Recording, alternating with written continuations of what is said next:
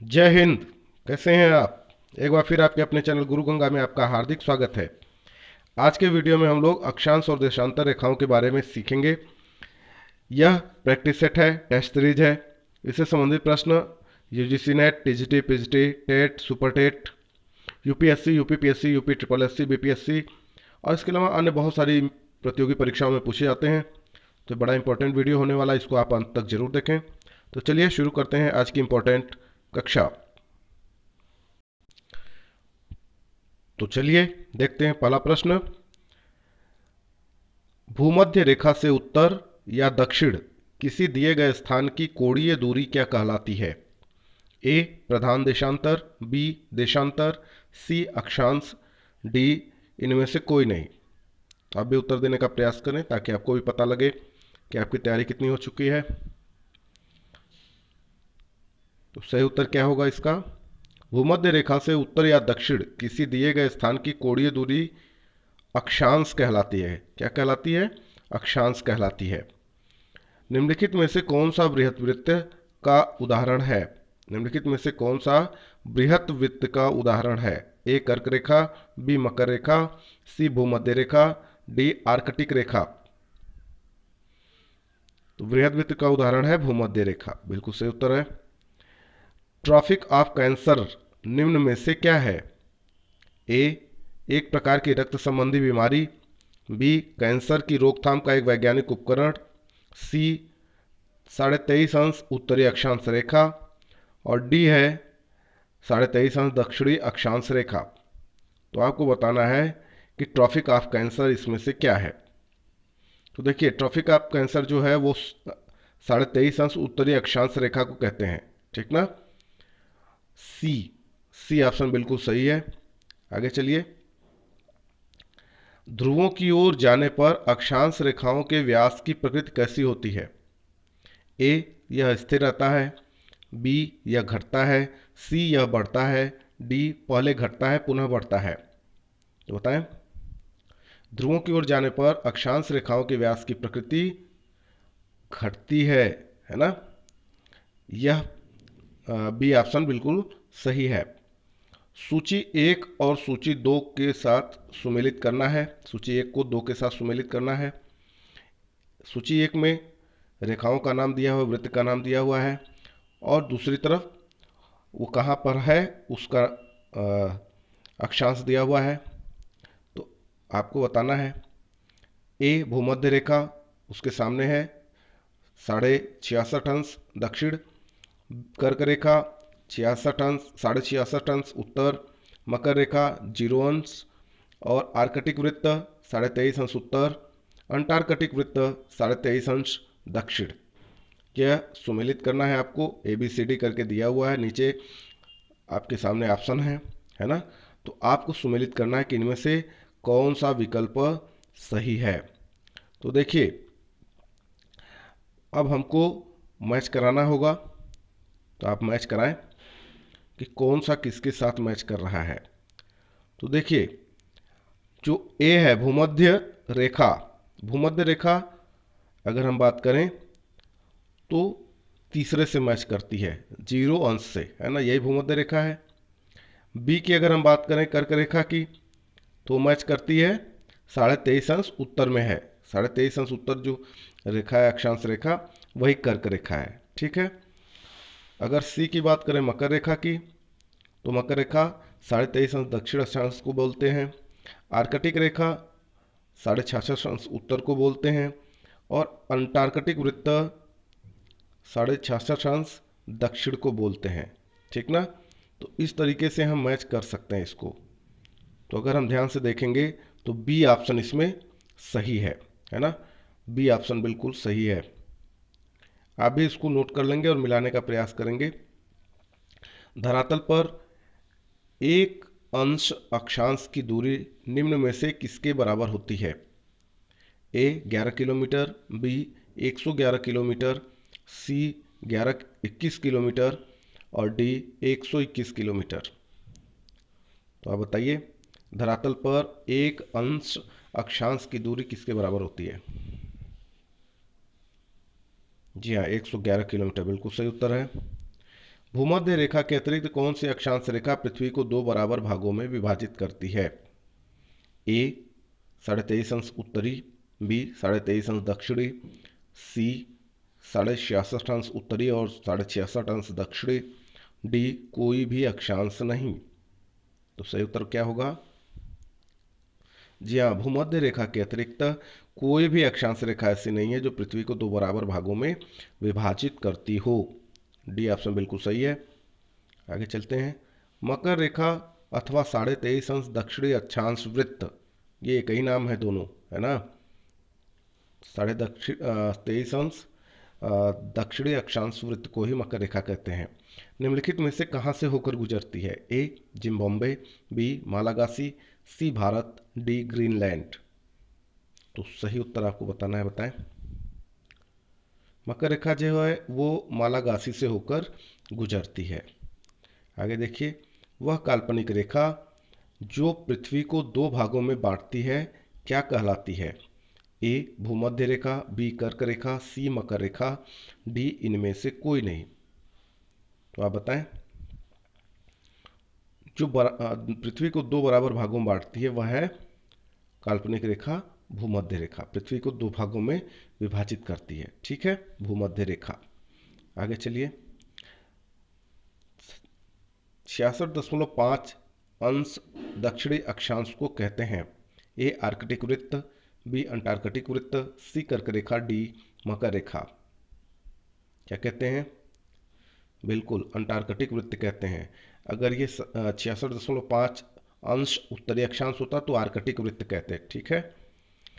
दोनों ध्रुवों को जोड़ने वाली वह काल्पनिक रेखा जो भूमध्य रेखा को समकोण पर प्रतिच्छेद करती है क्या कहलाती है? दोनों ध्रुवों को जोड़ने वाली वह काल्पनिक रेखा जो भूमध्य रेखा को समकोण पर प्रतिच्छेद करती है क्या कहलाती है? आपको बताना है। ए मध्याह्न रेखा, बी देशांतर रेखा, सी अक्षांश रेखा, डी इनमें से कोई नहीं। तो वह कहलाती है देशांतर। क्या कहती है? देशांतर रेखा, है ना। दो देशांतर रेखाओं के बीच की दूरी निम्न में से किस नाम से जानी जाती है? ए बेल्ट, बी गोरे, सी काले, डी समय पेटी।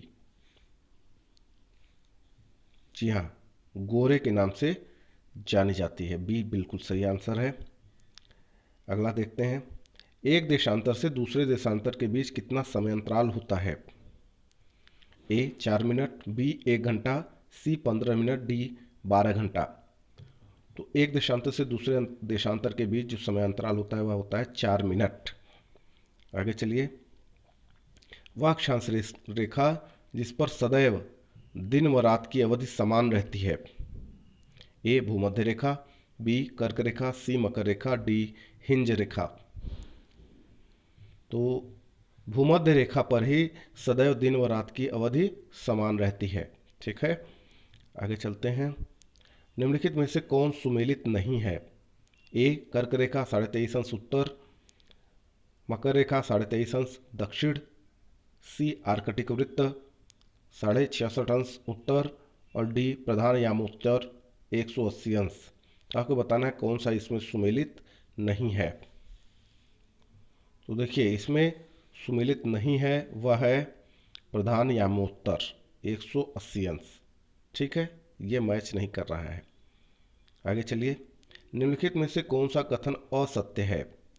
ए देशांतर रेखाओं की कुल संख्या 180 है, बी किसी भी स्थान की ग्रीनविच रेखा से कोणीय दूरी को उस स्थान का देशांतर कहा जाता है, सी देशांतर रेखाओं के बीच की दूरी विषुवत रेखा पर अधिकतम एवं ध्रुवों पर शून्य होती है, डी विषुवत रेखा पर देशांतर रेखाओं के बीच की दूरी 111.3 किलोमीटर होती है। ठीक है। तो आपको ये बताना है कि इनमें से कौन सा कथन असत्य है। तो बताइए। जी हाँ, देशांतर रेखाओं की कुल संख्या 180 है, यह बात गलत है, बाकी सब सही है। इसका मतलब इस प्रश्न के लिए यही उत्तर सही होगा। आगे चलिए। 17वां प्रश्न कहता है निम्नलिखित में से कौन सा कथन असत्य है? ए विषुवत रेखा से ध्रुवों की ओर जाने पर अक्षांश रेखाओं के बीच की दूरी में आंशिक रूप से वृद्धि होती है, बी कहता है किसी भी स्थान की प्रधान यामोत्तर से कोणीय दूरी को उस स्थान का अक्षांश कहा जाता है, सी विषुवत रेखा एक वृहद वृत्त है। डी सभी देशांतर रेखाएं वृहद वृत्त हैं। तो आपको बताना है इसमें से असत्य कौन सा है। जी हाँ, ये जो बी वाला है यही असत्य है, बाकी सब सही है, सत्य है। आगे चलिए। दो अक्षांश रेखाओं के बीच की दूरी लगभग होती है। ए 111 मील, बी 121 मील, सी 111 किलोमीटर, डी 121 किलोमीटर। जी हाँ, बिल्कुल सही, 111 किलोमीटर। ध्यान यही देना है कि जो यूनिट दी है वह सही है कि नहीं, क्योंकि 111 तो दो जगह दिया हुआ है ना। तो केवल 111 ना याद करें आप, उसके साथ किलोमीटर या मील जो भी है वो भी याद रखें। आगे चलिए। एक अंश देशांतर की सर्वाधिक दूरी कहाँ पर होगी? ए कर्क रेखा पर, बी मकर रेखा पर, सी विषुवत रेखा पर और डी इनमें से कोई नहीं। तो आप बताएं। एक अंश देशांतर की सर्वाधिक दूरी होती है विषुवत रेखा पर। कहाँ होती है? विषुवत रेखा पर। कुल अक्षांशों की संख्या कितनी है? ए 66, बी 90, सी 180, डी 360। तो कुल अक्षांशों की जो संख्या होती है वह है 180। कितनी? 180। 21वें प्रश्न पे चलिए। देशांतरों की संख्या कितनी है? ए 24, बी 90, सी 180, डी 360। आपको बताना है कि देशांतरों की संख्या कितनी है। जी हाँ, 360 बिल्कुल सही उत्तर है। विषुवत रेखा के समानांतर कल्पित रेखाएं क्या कहलाती हैं? विषुवत रेखा के समानांतर कल्पित रेखाएं क्या कहलाती हैं? ए अक्षांश रेखाएं, बी देशांतर रेखाएं, सी ग्रीनविच रेखाएं, मध्याह्न, और डी कहता है मध्याह्न रेखाएं। तो सही उत्तर क्या होगा वो आप बताएं। जी हाँ, अक्षांश रेखाएं क्या कहलाती हैं? अक्षांश रेखाएं, बिल्कुल सही है। पृथ्वी के उत्तरी ध्रुव एवं दक्षिणी ध्रुव को मिलाने वाली रेखा क्या कहलाती है? बहुत आसान है, आप जानते हैं। ए अक्षांश रेखा, बी देशांतर रेखा, सी अंतरराष्ट्रीय रेखा, डी मिलन रेखा। तो देशांतर रेखा बिल्कुल सही उत्तर है। आगे चलिए। प्रधान मध्याह्न रेखा किस स्थान से होकर गुजरती है? ए ग्रीनविच, बी सिडनी, सी ग्रीनलैंड, डी प्रयागराज। आपको बताना है प्रधान मध्याह्न रेखा किस स्थान से होकर गुजरती है। तो यह ग्रीनविच से होकर गुजरती है। ग्रीनविच रेखा से तात्पर्य है ए 0 डिग्री अक्षांश, बी 0 डिग्री देशांतर, सी 180 डिग्री पूर्वी देशांतर, डी 180 डिग्री पश्चिमी देशांतर। ग्रीनविच रेखा से तात्पर्य क्या है? जी हाँ, 0 डिग्री देशांतर। ग्रीनविच रेखा से तात्पर्य 0 डिग्री देशांतर। ठीक है, आगे चलिए। मकर रेखा निम्न में से किस देश से होकर नहीं जाती है? ए दक्षिण अफ्रीका, बी अर्जेंटीना, सी चिली, डी फिलीपींस। तो जो मकर रेखा है वह इन सब से होकर जाती है, केवल फिलीपींस से होकर नहीं जाती। तो इस प्रश्न के लिए डी आंसर बिल्कुल सही है। आगे चलिए। पृथ्वी 1 घंटे में कितना देशांतर घूम लेती है? ए 12 अंश, बी 15 अंश, सी 18 अंश, डी 20 अंश। तो सही उत्तर क्या है? पृथ्वी 1 घंटे में कितना देशांतर घूम लेती है? 15 अंश, बिल्कुल सही है। 28वां प्रश्न देखिए। दक्षिणी ध्रुव का अक्षांश है ए 17 अंश, बी 80 अंश, सी 90 अंश, डी 100 अंश। तो क्या सही उत्तर होगा? दक्षिणी ध्रुव का अक्षांश है 90 अंश। सी आंसर बिल्कुल सही है। फिर आपको सूची 1 के साथ सूची 2 को सुमेलित करना है और ABCD में आपको ऑप्शन दिए हुए हैं। ठीक है, एक सूची में रेखाएं हैं, दूसरी सूची में उनके जो स्थान है उसका नाम है, तो आपको मैच कराना है। ठीक है, विषुवत रेखा के सामने लिखा हुआ है 23.5 अंश उत्तरी अक्षांश, कर्क रेखा के सामने लिखा हुआ है 23.5 अंश दक्षिणी अक्षांश, मकर रेखा के सामने लिखा हुआ है 0 डिग्री देशांतर और ग्रीनविच रेखा के सामने लिखा हुआ है 0 डिग्री अक्षांश। आपको क्या करना है? आपको इसे मैच कराना है कि कौन सा सही होगा। ठीक है, तो आपके सामने ABCD करके ये 4 ऑप्शन भी दिए हुए हैं, तो आप ऊपर देखते जाएं, आपको मैच कराने में आसानी होती चली जाएगी। देखिए, अगर विषुवत रेखा की हम बात करें, ठीक है, तो विषुवत रेखा का संबंध किससे है, आप बताएं, किससे है? जी हाँ, 0 डिग्री अक्षांश से, बिल्कुल सही उत्तर है आपका। कर्क रेखा किससे संबंधित है? कर्क रेखा, कर्क रेखा का संबंध है 23.5 उत्तरी अक्षांश, बिल्कुल सही है। मकर रेखा 23.5 दक्षिणी अक्षांश, बिल्कुल सही है। अब बचा ग्रीनविच रेखा, तो ग्रीनविच रेखा का संबंध किससे हो गया? 0 डिग्री देशांतर, ठीक है। अब देखिए, ए का 0, ए का 4, बी का 1, सी का 2, डी का 3। ये देखिए पहला ही सही है, ए ऑप्शन बिल्कुल सही है। तो आप इसको नोट करके मैच कराने का प्रयास करेंगे। फिर से वही दो सूची दी हुई है, एक पे वृत्त या रेखा बनी हुई है, दूसरी तरफ उसके स्थान दिए हुए हैं।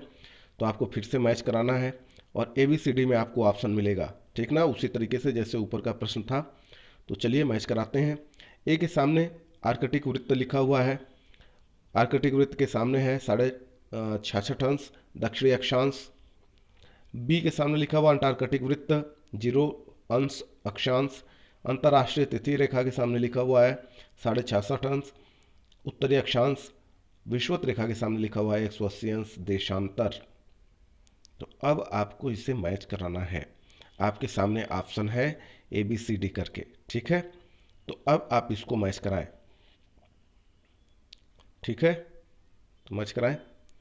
आर्कटिक वृत्त, ठीक है, आर्कटिक वृत्त का संबंध किससे है? तो आर्कटिक वृत्त जो होता है वो 66.5 उत्तरी अक्षांश होता है, ठीक ना।